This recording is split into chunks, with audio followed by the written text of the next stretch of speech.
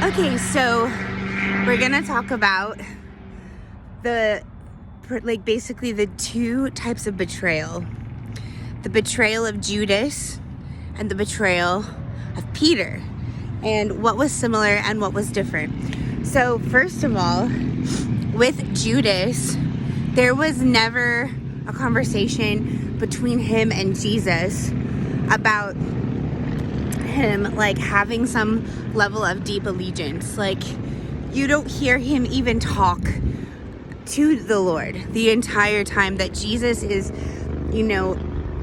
aware of the betrayal that's coming. Jesus is like briefing all of the disciples and saying, one of you will betray me, and it's the one that dips his hand in the bread with me, and then he dips it and hands it to Judas and tells him, go do what you're going to do. And Judas never says, oh, I would never betray you. He never, you don't hear a peep out of him. What is different with Peter is that he has like a communicated good intention. He even, you see Peter when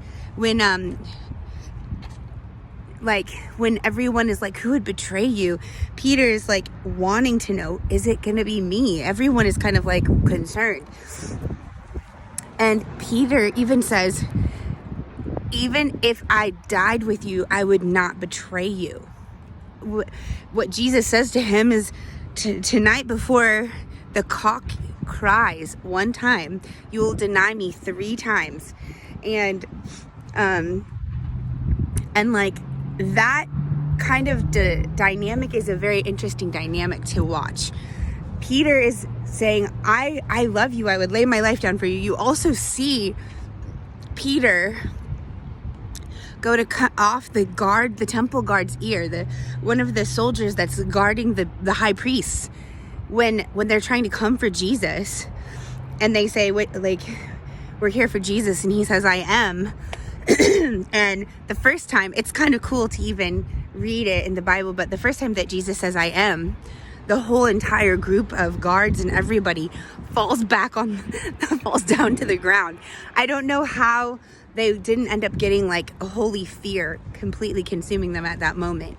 But the thing that is wild to observe is that emboldens Peter to another level, and he actually goes and strikes off one of the guard's ears. And then Jesus says to Peter, Peter, put the sword away. Those who live by the sword will die by the sword. And so you see this like feisty, like protective, communicatively allegiant Peter. You see a very apathetic and non-interested Judas. But now we're going to talk about the betrayal itself. Judas goes and does what he had planned. He tells the, high priests and everyone, the one that I give a kiss to the cheek is the one you want. And he brings them exactly to the place where he knows Jesus and the disciples always go here and hang out. This is our hangout spot at night after we have dinner. And so he brings them there, like leads them directly to where he knows Jesus would be. And gives Jesus a kiss on the cheek, like it looks like a greeting, but it's actually so that it can be an indicator that this is the one you want. And and he basically turns them over. He turns them over because he is showing that he doesn't actually have allegiance with Jesus. Peter, after Jesus gets taken by the guards, and Jesus is letting his disciples know, guys, like, this is happening. They're taking me. Almost all of the disciples disperse and run away. They almost all are just scared for their lives. Peter, trying to be brave but holding back, lingers behind. And he's warming himself outside of the place where they're putting Jesus on trial. And this little servant girl says, hey, you were with them. You look like one of them. And he says, no, I don't know him. I don't know the man. And he's also a little bit later confronted by someone inside And they say, you're Galilean, you talk just like him, you have to have been his follower. And he says, no, I don't know him. And then another, I think they said like another servant approaches and says, you were with him. And he swears and curses and basically says, no, I didn't know him. And so Peter at this point is fearful for his life. And he is, at the moment that he says the third time, that's when the cock crows. And so I just think about the interesting dynamic of Peter is over here first being overly bold and feisty, but then Jesus is like, no, let them take me.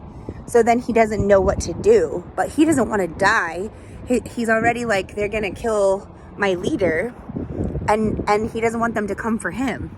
So he's being afraid and a coward. Judas's betrayal wasn't about being a coward. It was betrayal because he actually didn't agree with something that Jesus did and thought it would be good for him to be brought into correction. And he betrayed Jesus for money. He betrayed Jesus, and they gave him 30 pieces of silver to turn him into his worst enemies. Peter was afraid of the enemies of Jesus and afraid for his life. And he, out of self-protection, betrayed Jesus. While Judas, out of disagreement and greed, turned Jesus over.